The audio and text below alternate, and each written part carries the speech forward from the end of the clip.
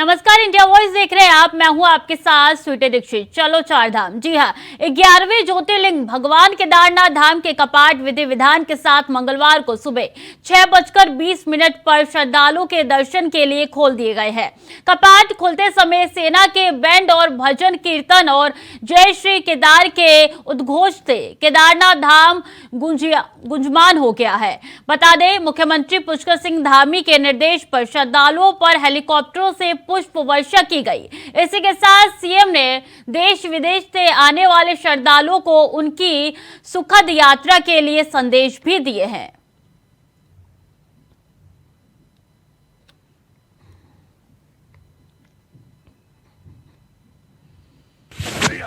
और बाबा केदार की कृपा से आए हुए सभी श्रद्धालुओं का, सभी बाबा की नगरी में सबका हम स्वागत करते हैं, अभिनंदन करते हैं और यात्रा सबकी सुगम हो, सरल हो, हर्षोल्लास के साथ हो। गत वर्षों की भांति बाबा की कृपा हम पर बनी रहेगी और बड़ी संख्या में श्रद्धालु आए हैं और सभी के दर्शन प्रारंभ हो गए। यात्रा निश्चित रूप से इस बार भी ऐतिहासिक होगी। श्रद्धालु उनका कहना है भीड़ ज़्यादा है लेकिन व्यवस्थाएं ठीक है। हम लोगों ने हर संभव कोशिश करी है, क्योंकि यहाँ पर मौसम लगातार बर्फबारी हो रही है, उसके बावजूद भी सभी प्रकार से जो अच्छी से अच्छी व्यवस्था हो सकती है उसको करने का भरसक प्रयास किया गया है। सर, स्वास्थ्य के लिए भी बेहतरीन सुविधाएं की, इमरजेंसी भी लगाई गई, एयरलिफ्ट भी है, पूरा हर जगह मेडिकल कैंप लगाए गए। निश्चित रूप से पिछले साल की जो यात्रा थी, उस यात्राओं से अनुभव लेते हुए और उस यात्रा में जो और अच्छा करने की आवश्यकता थी, उन सभी के लिए इस बार काफ़ी पहले से, बहुत पहले से ही जो है सभी चीज़ों की देखरेख की गई है और समीक्षाएं भी की गई हैं। लगातार मैंने भी अपने स्तर से कोशिश करी है कि यात्रा सभी के लिए सरल हो, सुगम हो और भगवान सबकी मनोकामना पूर्ण करें। बाबा केदार की कृपा सब पर। देखिए, चूंकि ये इतनी बड़ी यात्रा है जिसमें देश विदेश सभी जगह से श्रद्धालु आते हैं, तो पहला दिन है, यात्रा प्रारंभ हुई है, इसलिए हेलीकॉप्टर से पुष्प वर्षा भी निश्चित रूप से बाबा की कृपा से आने वाले सभी यात्रियों का उत्तराखंड की देवभूमि पर अभिनंदन है। और बाबा केदारनाथ धाम के कपाट खुल चुके हैं। इसी खबर पर पूरी जानकारी दी है हमारे संवाददाता अभय कैंथुरा ने। केदारनाथ धाम के कपाट अब से कुछ देर में खुलने वाले हैं, लेकिन उससे पहले जो केदारनाथ धाम का जो पूर्वी द्वार है, जहां से डोली प्रवेश करेगी, वो द्वार यहां पर खुलने की प्रक्रिया शुरू हो चुकी है। मेरे सामने आप देख सकते हैं, ये केदारनाथ धाम का पूर्वी द्वार है, जहां पर जो मंदिर के पुजारी हैं रावल भीमाशंकर लिंगम, वो इसके अलावा जो मुख्य पुजारी हैं, जो हक पुजारी हैं, जो तीर्थ पुरोहित यहाँ के, उनके और जिला प्रशासन की निगरानी में उस द्वार को खोलने की प्रक्रिया शुरू हो चुकी है। क्योंकि एक चाबी जिला प्रशासन के पास होती है, जब शीतकाल में धाम के कपाट बंद होते हैं तो एक चाबी जिला प्रशासन के पास और एक चाबी रावल के पास यहाँ पर होती है। जब दोनों ही चाबियाँ मिलती है तो उसके बाद एक कपाट यहाँ पर खुलता है। आप देख सकते हैं कि कपाट यहाँ पर पूर्व दिशा के जो कपाट है केदारनाथ धाम के, वो यहाँ पर खुल चुके हैं। और अब ये कह सकता है कि विधि विधान के साथ यानी पहले पूजा अर्चना हुई, उसके बाद धाम के कपाट यहाँ पर खुले, इसके बाद डोली प्रवेश अंदर होगी और धाम के जो कपाट खुलने की जो प्रक्रिया होती है वो यहाँ पर विधिवत रूप से शुरू हो चुकी है। आर्मी का जो ग्रेनेड बैंड यहाँ पर है, ग्रेनेड ब्रिगेड का जो बैंड है, उसकी धुन यहाँ पर चल रही है, रतनबीन की धुन यहाँ पर चल रही है।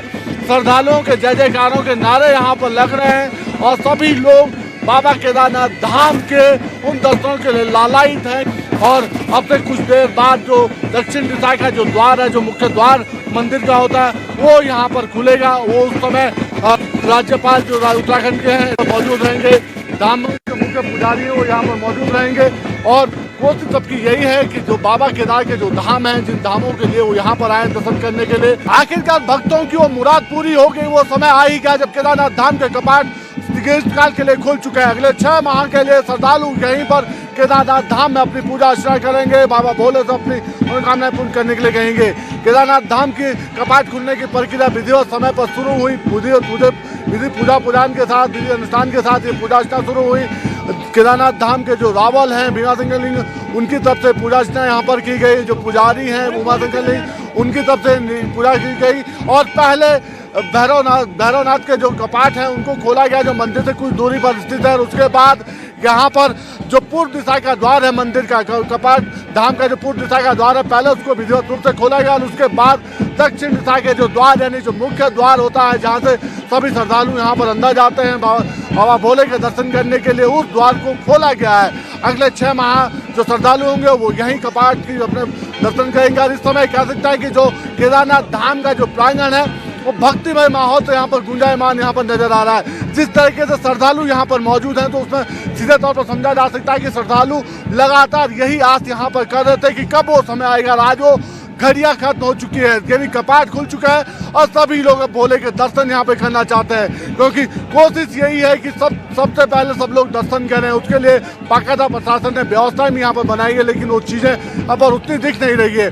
पुलिस के जवान सुरक्षा व्यवस्था में यहाँ पर जुटे हुए हैं, ITBP के जवान सुरक्षा व्यवस्थाएं बनाने में यहाँ पर लगे हुए हैं, लेकिन जो भक्तों का उत्साह है ऐसे में उत्साह उस सब चीज़ों के आगे नजर आता है। लेकिन जिस प्रकार से यहाँ पर धामों में प्रक्रिया शुरू हुई तो ऐसे में समझा जा सकता है कि अब जो दर्शन होंगे अंदर होंगे। अभी मंदिर के अंदर जो मुख्य पुजारी हैं, जो रावल हैं, वो पूजा अर्चना यहाँ पर कर रहे हैं और उस पूजा अर्चना के रूप में सीधे तौर पर समझा जा सकता है कि जब यहाँ पर VVIP मूवमेंट होगा तब उनके साथ पूजा होगी। पहली पूजा मुख्यमंत्री पुष्कर सिंह धामी तब से यहाँ पर होगी, लेकिन अभी तक ये कहा जा सकता है कि जो कपाट बंद होने से पहले यानी शीतकाल में जब कपाट बंद हुए थे तो जो जोत वहाँ पर जलाई गई थी, अखंड जोत जलाई गई थी, अभी भी वो अंदर जल देगा। जब 6 महीने तक लगातार यानी जब कपाट के बंद धाम के कपाट बंद होते हैं वो जोत जलती रहती है और अब कपाट खुलते समय भी वो जोत जलती है। और बाबा केदार के धाम आकर देश विदेश से आए तमाम श्रद्धालु आनंदित है। कैसे, जरा सुनिए। पीयूष त्यागी, गाजियाबाद। आप लोगों के दर्शन हो चुके हैं भोले कपाट? जी हाँ जी, बहुत बढ़िया दर्शन, बहुत बढ़िया दर्शन। बाबा के बहुत अच्छे दर्शन हुए। मैं गाजियाबाद से आया हूँ और कल रात में हम लोग यहाँ पहुँचे थे और अभी जो हम लोगों का दर्शन हुआ है बहुत ही अच्छा हुआ है। ठीक है, और नहीं मैं तो दूसरी बार, ये 34 बार आ चुके हैं कपाट खोलने और बंद करने, ये दोनों आते हैं। ठीक है पीयूष जी, हम लोग दूसरी बार, मैं तो दूसरी बार आ रहा हूँ। बहुत बढ़िया दर्शन हुआ। हम राजस्थान से, बीकानेर से हैं। मेरा नाम हनुमान जी बीकानेर है। बाबा के 6 महीनों से बाद पट खुले हैं और दर्शन करके बहुत अच्छा लगा है। बाबा केदार के दर्शन कर जहां आमजन से श्रद्धालु तक सब आनंदित है, तो वहीं साधु संत भी आस्था के इस सैलाब में डूबकर आनंद का अनुभव कर रहे हैं। जरा सुनिए किस तरीके से सैलाब में डूबे हैं साधु संत। अब सारा विश्व के लोगों ने यहाँ आकर के स्पर्श करके दर्शन ले सकते हैं। अब आरती भी भैरव पूजा के बाद आरती शुरू हो जाएगी। अधिकृत हम घोषणा करते हैं केदारनाथ धाम के कपाट खुल चुके हैं, आप भी आए थे, क्या कुछ कहेंगे? आज भगवान केदारेश्वर का भगवान, मुझे लगता है कि भारतीय संस्कृति में केदारनाथ भगवान का सबसे बड़ा स्थान है और आज उनका कपाट खुला है और हजारों श्रद्धालु आज दर्शन के लिए कतार में हैं। हम सब महादेव के अनन्य सेवक हैं और महादेव की सेवा के लिए, महादेव की पूजा के लिए, महादेव के दर्शन के लिए, अपने उत्तराखंड की मंगल कामना के लिए, पूरी दुनिया और पूरे विश्व की मंगल कामना के लिए, महादेव की आराधना के लिए, उनकी पूजा के लिए यहाँ आए। आज हिमालय की इस अनुपम छटा के मध्य भगवान महादेव का, भगवान केदारेश्वर का पट खुला है और मुझे लगता है ये भारतीय संस्कृति के लिए एक सबसे उत्तम और श्रेष्ठ दिन है। और यूं तो सोशल मीडिया का अपना अलग ही महत्व है, लेकिन लाखों की संख्या में सदस्य वाली पार्टी बीजेपी के सोशल मीडिया प्लेटफॉर्म पर महज 1400 ही सब्सक्राइबर बच गए हैं, जिसको लेकर बीजेपी के सोशल मीडिया संयोजक अब चिंतित दिखाई दे रहे हैं। उन्होंने कहा है कि सोशल मीडिया विभाग राज्य भर में एक्टिव होगा, इसको लेकर वो प्रवास कार्यक्रम शुरू करने जा रहे हैं। चमोली जनपद से इस कार्यक्रम की शुरुआत होगी, जो संगठन के 19 जिलों में चलेगा। देखिए, सोशल मीडिया एक बहुत महत्वपूर्ण प्लेटफॉर्म है और हम इसकी महत्ता समझते हैं। भारतीय जनता पार्टी अपने सभी कार्यकर्ताओं को सोशल मीडिया से जोड़ने के लिए तत्पर है और अब मैं 1 तारीख से जिलों का जो प्रवास कर रहा हूं, उनमें प्रत्येक जिले में एक टास्क दिया जाएगा। अगर 4 दिन का प्रवास होगा तो 4 दिन का एक जिले को टास्क दिया जाएगा। हमारा 3,20,000 बीजेपी का फॉलोअर फेसबुक पर है जिला चमोली उसको कितने हजार तक पहुंचाता है, ये 4 दिन जिला चमोली को दिया जाएगा, फिर दूसरे जिले को दिया जाएगा, और जो जिला इसमें अच्छा करेगा उस जिले के संयोजक को, उनकी टीम को सम्मानित करने का काम भी हम करेंगे। इस प्रकार की रणनीति हमने सोशल मीडिया को लेकर बनाई है। तो वहीं पिछले दिनों केदारनाथ धाम में हेलीकॉप्टर के पंखे से टकराकर यूकाडा के वित्त अधिकारी की मौत के बाद उत्तराखंड सिविल एविएशन विभाग को नियम और कानून की याद भी आ गई है। विभाग के द्वारा घटना घटित होने के बाद नियम कानून भी सख्त कर दिए गए हैं, जिस पर विपक्ष सवाल खड़े कर रहा है, तो सत्ता पक्ष हेली सेवाओं पर लगाम लगाते हुए बेहतर योजना बनाकर यात्रा कराने का दावा कर रहा है।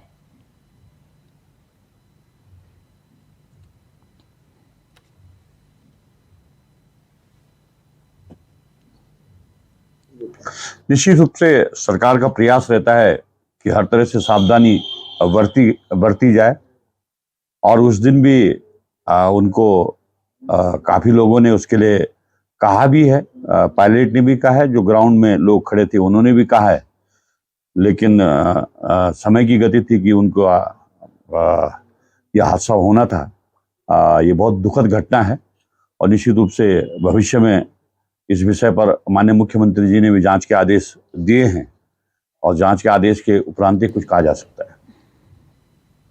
आगे बढ़ेंगे। मसूरी मॉल रोड पर फिश एक्वेरियम के पास बनी 3 दुकानों पर हो रहे कब्जे को एक बार फिर से एमडीडीए ने भारी विरोध के बाद खाली करवा लिया है। साथ ही 3 दुकानों की जगह पर महिलाओं और विकलांग के लिए अत्याधुनिक शौचालय के निर्माण का कार्य शुरू हो चुका है। बता दें कि नगर पालिका प्रशासन की तरफ से पहले मॉल रोड पर अतिक्रमण कर 3 दुकानों का निर्माण करवाया गया था, जिसका संज्ञान लेते हुए एमडीडीए के तत्कालीन उपाध्यक्ष ने मॉल रोड का निरीक्षण करते हुए अवैध रूप से बनी 3 दुकानों को ध्वस्त करने की बजाय उसके स्थान पर महिलाओं के लिए आधुनिक शौचालय बनाए जाने के निर्देश दिए गए थे।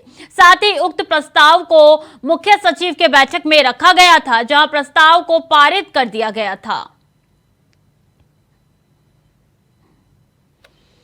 तो देखिए, इससे पहले भी मॉल रोड में ये शौचालय बनाने के निर्देश दिए गए थे, और उसके बाद से काम लगातार जारी है। अब आधुनिक शौचालय बनाए जा रहे हैं महिलाओं के लिए, विकलांगों के लिए, और ये कार्य प्रगति पे है, लगातार काम जारी है मॉल रोड पे। और इससे पहले प्रस्ताव रखा गया था, प्रस्ताव पारित हो चुका है, और विरोध के बाद एमडीडीए एक्टिव होते हुए नजर आ रहा है। ये तस्वीरें हैं जो शौचालय बनाने के काम को बताती है कि किस तरीके से अभी भी जारी है। 3 दुकानों पर खाली कराए कब्जे पे ये शौचालय बनाने का काम जो है वो लगाया गया है एमडीडीए की तरफ से। इसके बाद बता दें, ये शौचालय महिलाओं और विकलांगों के लिए बनाए जा रहे हैं।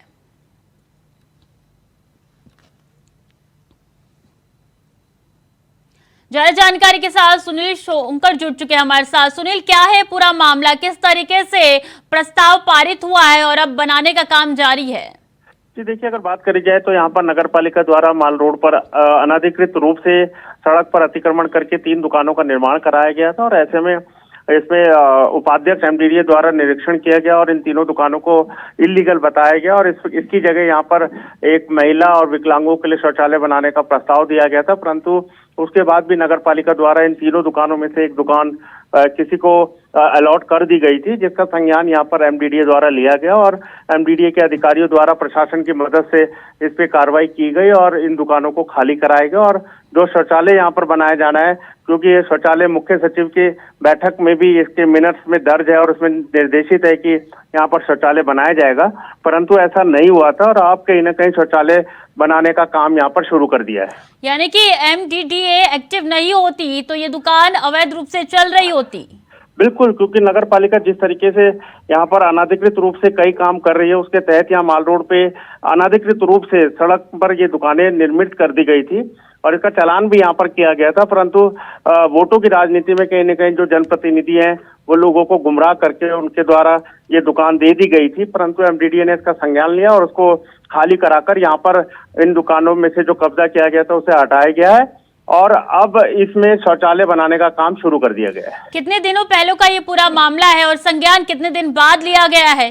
जी देखिए, क्योंकि ये मामला काफी समय से चल रहा था, ऐसे में अभी 1 महीने पहले ही एमडीडीए प्रशासन और पुलिस की मदद से इस कब्जे को खाली कराया गया था, परंतु एकाएक फिर राजनीति की भेंट ये चढ़ा और इस पे दोबारा से कब्जा कर लिया गया था और अब कहीं ना कहीं इस कब्जे को यहाँ से हटा दिया गया और इसमें शौचालय बनाने का जो कार्रवाई है वो यहाँ पर शुरू कर दी गई है। यानी कि सुनील, एमडीडीए के ये एक्टिव होने के चलते, सक्रिय होने के चलते अब अवैध दुकानों पर लगाम लग सकती है इलाके में। बिल्कुल, क्योंकि जिस तरीके से नगर पालिका में लगातार अवैध काम हो रहे हैं, कई भ्रष्टाचार यहाँ पर किए जा रहे हैं, उसकी शिकायत यहाँ पर मुख्य सचिव से लेकर मुख्यमंत्री तक को की गई है और कई मामलों में जांच भी की जा रही है और कह सकते हैं कि ये पहला रिजल्ट है कि जब एमडीडीए ने पूरी कार्रवाई करी है और ये दुकानों पे से कब्जा हटाकर इसमें जो मुख्य सचिव द्वारा निर्देश दिए गए थे उसमें शौचालय बनाने का काम किया गया और ऐसी ही अभी कई मामलों में जांच चल रही है जिसके परिणाम अब आने वाले समय पे देखने को मिलेंगे। जी बहुत बहुत धन्यवाद सुनील तमाम जानकारियों के लिए। तो देखिए, विरोध के बाद एमडीडीए एक्टिव हुआ है और इसके बाद शौचालय बनाने का काम चल रहा है। तो महिलाओं और विकलांगों के लिए पहले 2 शौचालय बन चुके थे, अब ये तीसरा शौचालय है जो बन रहा है। अवैध रूप से दुकानों पर कब्जा करके दुकान चलाए जा रहे थे, इसके बाद से जब प्रस्ताव रखा गया, एमडीडीए एक्टिव हुआ है और तो ये शौचालय बनाने का काम जारी है। अगली खबर हरिद्वार से है, जहां जिलाधिकारी विनय शंकर पांडे लगातार जिले के सौंदर्यकरण को लेकर लगातार प्रयासरत है। बता दें कि जिलाधिकारी ने मंगलवार को तुलसी चौक पर पहुंचे, जहां कुंभ के दौरान हुए सौंदर्यकरण के बाद बंद पड़े चौराहों के फव्वरों को जल्द शुरू कर चौराहे पर यात्रियों के लिए बेंच लगाए जाने के आदेश दिए हैं।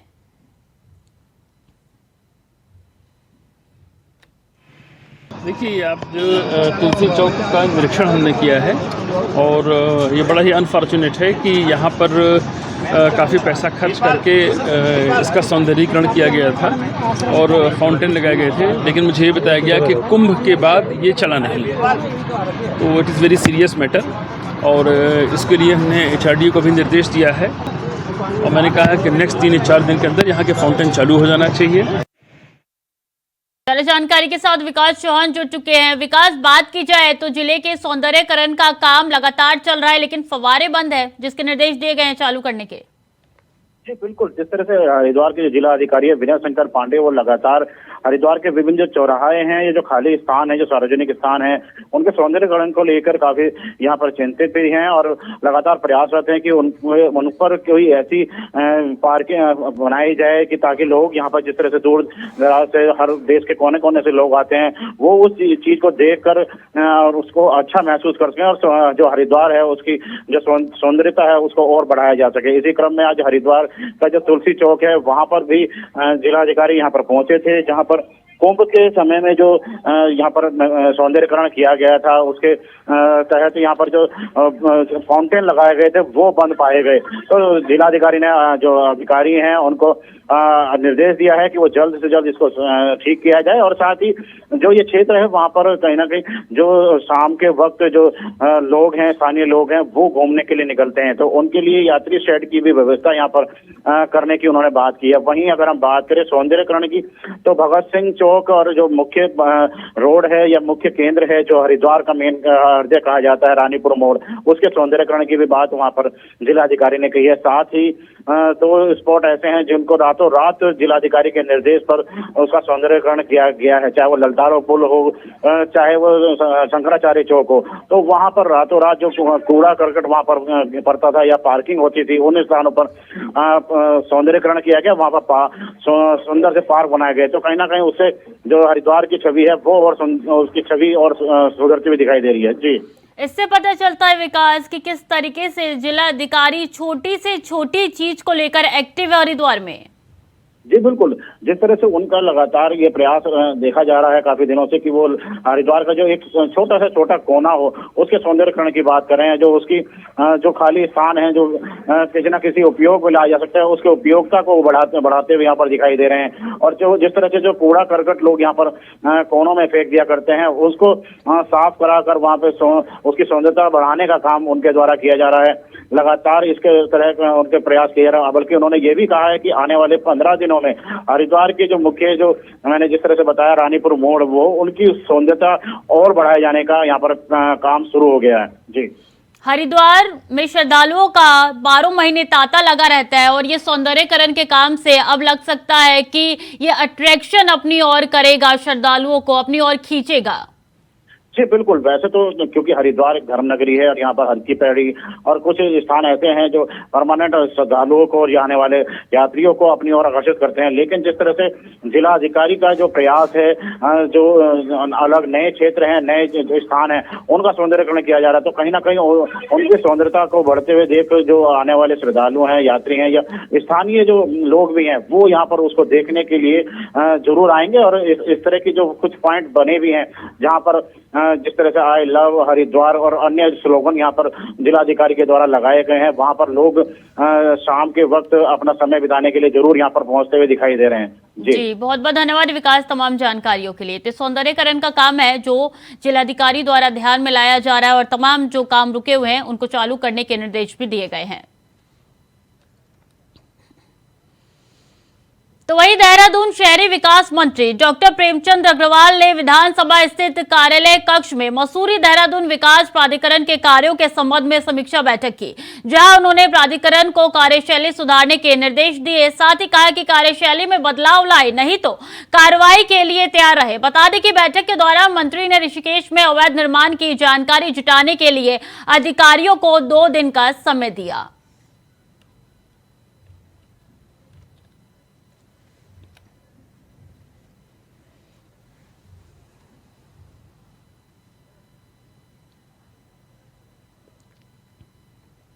समीक्षा किया है कि किस प्रकार से हम लोग आवासीय नक्शे हैं, व्यावसायिक नक्शे हैं, कब उनको हम कैसे पास करते हैं, ये सारी बातचीत की है। जिस प्रकार से जो भी हमारे यहाँ और भी काम जो हमारे विभाग के द्वारा चल रहे हैं, जैसे हमारे यहाँ प्रधानमंत्री आवास योजना के काम चल रहे हैं, जैसे हमारे यहाँ कुछ जगह की पार्किंग के काम चल रहे हैं, जैसे हमारे मसूरी में काम चल रहा है, उसकी सभी चीज़ों की मेरे द्वारा समीक्षा की गई है। और जैसे ऋषिकेश नगर पालिका नगर निगम में जो पार्किंग बननी है, जो हमारा वित्तीय वर्ष है, उसके अंदर अंदर ये पार्किंग बनके तैयार हो। तो फिलहाल के लिए उत्तराखंड की खबरों में इतना ही। तमाम जुड़ी चारधाम यात्रा से जानकारी आप तक पहुंचाते रहेंगे। देखते